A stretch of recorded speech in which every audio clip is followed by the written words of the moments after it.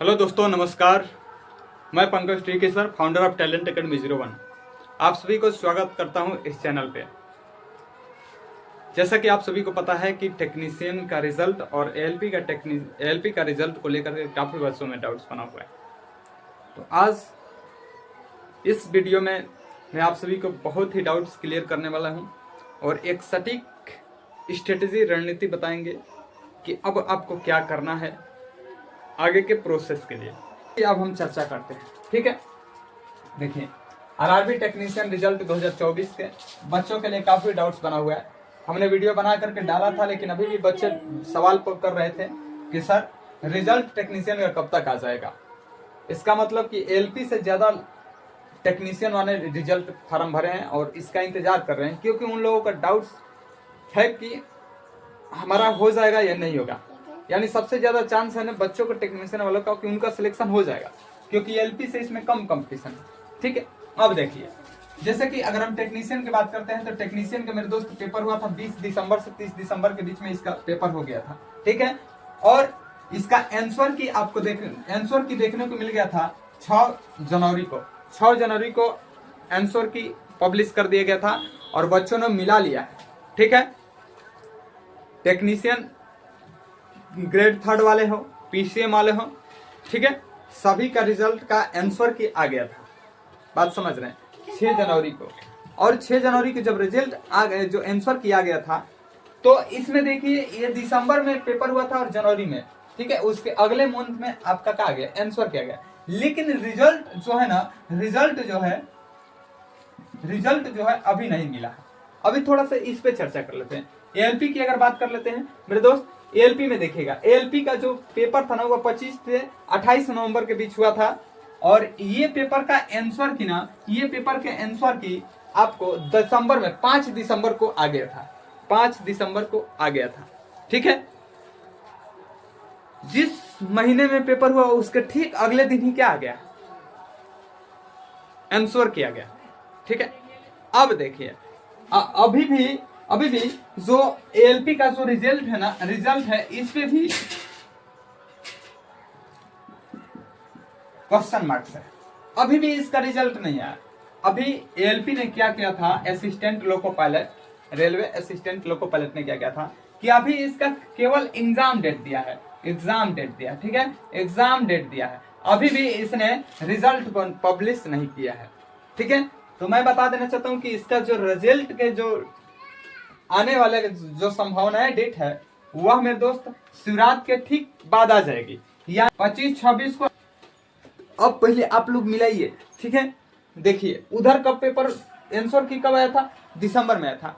जनवरी, फरवरी में रिजल्ट आ गया, यानी दूसरे मंथ में रिजल्ट आ गया, ठीक है। अब इसका देखिए, इसका कब आया था आंसर की, जनवरी में आया था। तो फरवरी, मार्च, इसका मतलब कि रिजल्ट कब आएगा मेरे दोस्तों, मार्च के सेकेंड वीक में आएगा, मार्च के सेकेंड वीक में आएगा, ठीक है। मार्च के सेकेंड वीक में रिजल्ट आएगा। तो अब तो आप सभी को क्लियर हो गया, इसका जो है मार्च है और मार्च का सेकेंड वीक में आपका रिजल्ट आ जाएगा। अब बच्चों कह रहे थे कि सर डेट क्या रहेगी। मेरे विद्यार्थी, मेरे दोस्त, डेट अभी तो हम इसका ही असिस्टेंट लोको पायलट का ही फाइनल नहीं कर सकते हैं। एक जहां तक सूत्रों के मुताबिक एक दूसरे से, जैसे भाई हैं असिस्टेंट लोको पायलट, उनसे या और एक दोस्त है उनसे, हम लोग का एक टीम है, ठीक है, उन लोगों के संपर्क से हम लोगों को उस विभाग का एक डाटा निकालते हैं, ठीक है। और उस डाटा के मुताबिक हम लोग सर्च करते हैं, तब हमें एक उचित डाटा मिलता है और उसके अकॉर्डिंग हम लोग बात करते हैं।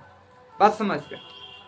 तो ये जो हमारा डाटा है आप सभी को जेन्युइन लग रहा होगा, बिल्कुल लग रहा होगा, इसमें किसी भी प्रकार का संदेह और डाउट में नहीं रहना है, ठीक है। अब एक और चीज हम बताना चाहते हैं कि जो एएलपी का जो बच्चों का जो एग्जाम डेट की बात है तो आ जाएगा, ठीक है, 25-26 को रिजल्ट आ रहा है। अब उनको उन विद्यार्थियों का ना अब अपने आप को एफर्ट लगाना पड़ेगा, ठीक है। उनको बहुत तेजी से, ठीक है, ट्रेड कंप्लीट करना पड़ेगा। ट्रेड जो लड़के अगर CBT 1 क्वालिफाई करेंगे तो उसका ट्रेड या तो वे इलेक्ट्रीशियन से होंगे, या तो वे फिल्टर से होंगे, या तो वे वेल्डर से होंगे। ठीक है, जिस ट्रेड से अपना फॉर्म को फिलअप किए थे वे उस ट्रेड को अभी से पढ़ना जारी कर दे, तैयार कर दे, शुरू कर दे। ठीक है, क्योंकि 75 क्वेश्चन आएंगे, 75 क्वेश्चन आएंगे और 75 क्वेश्चन में ना उसको 27 क्वेश्चन सही करने हैं।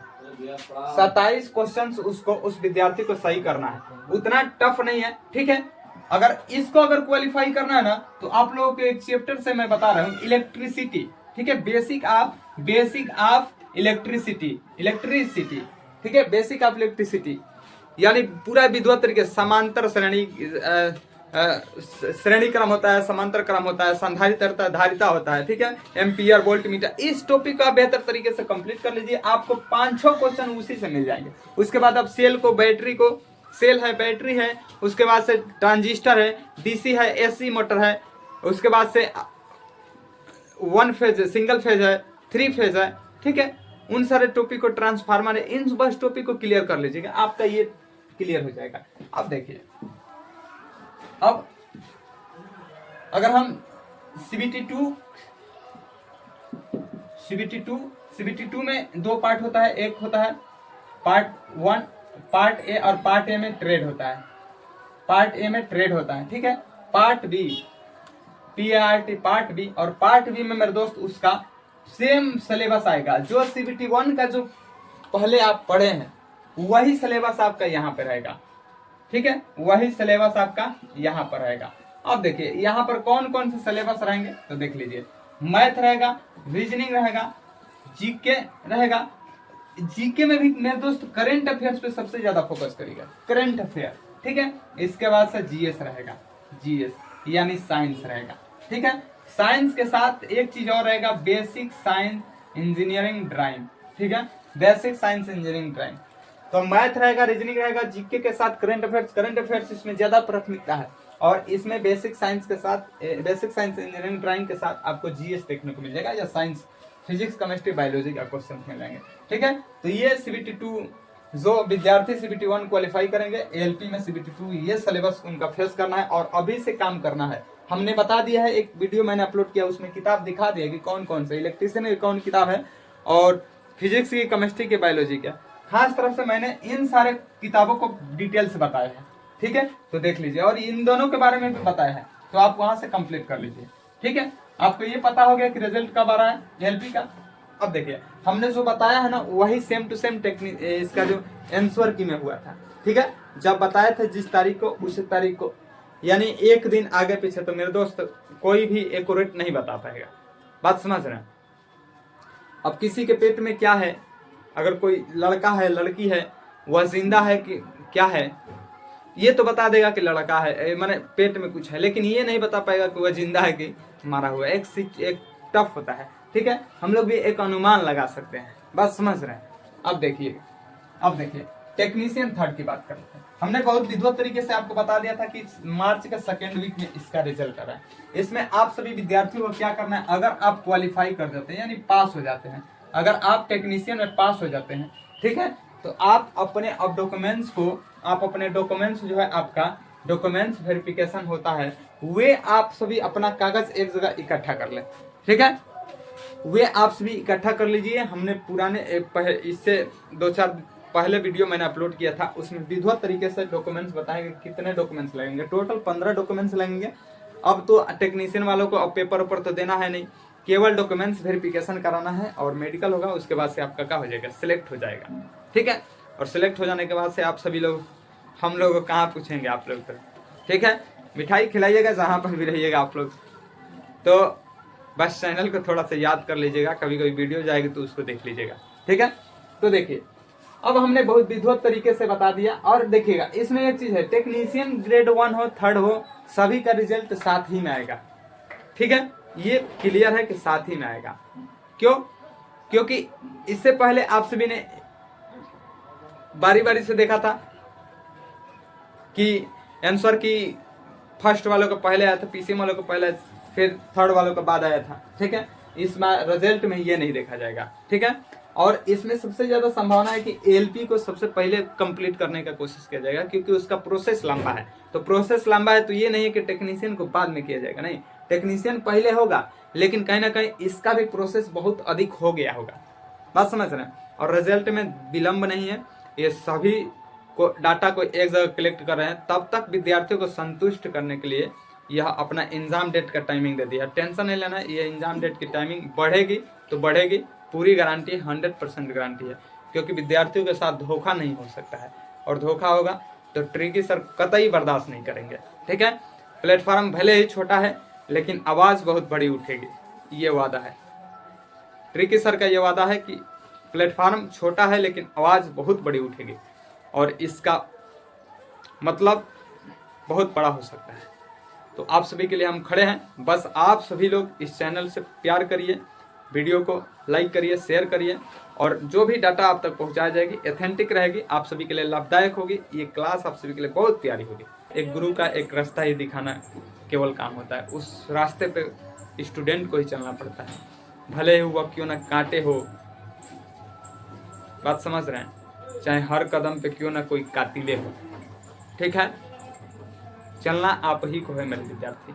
पढ़े लिखे रहेंगे तो आप सभी लोग समझदार हैं कि जूता लकड़ी के बना करके चल जाएंगे। बात समझ रहे हैं, चप्पल जो होता है ना खड़ाऊ, लकड़ी के बना करके कांटे पर भी चले जाएंगे। और अगर समझदार नहीं है तो जो पहने रहेंगे ना, कोई नंगे चला जाएगा तो 10 डेग पे जा करके आ जाएगा, कोई प्लास्टिक के पहन के चला जाएगा। तो पढ़ाई लिखाई इसलिए जाता है ना कि समस्याओं कितना भी जटिल हो उसका इजी तरीके से उसको हल निकाल ले। तो समझदार हैं आप सभी लोग। इस स्टेज में आप सभी लोग अपने विचार को बड़ा करें। अगर अपने विचार को बड़ा करेंगे तो निश्चित तौर पे आप लोग बड़े बनेंगे, ये मेरा वादा है आप सभी से। तो थैंक्स फॉर वॉचिंग वीडियो।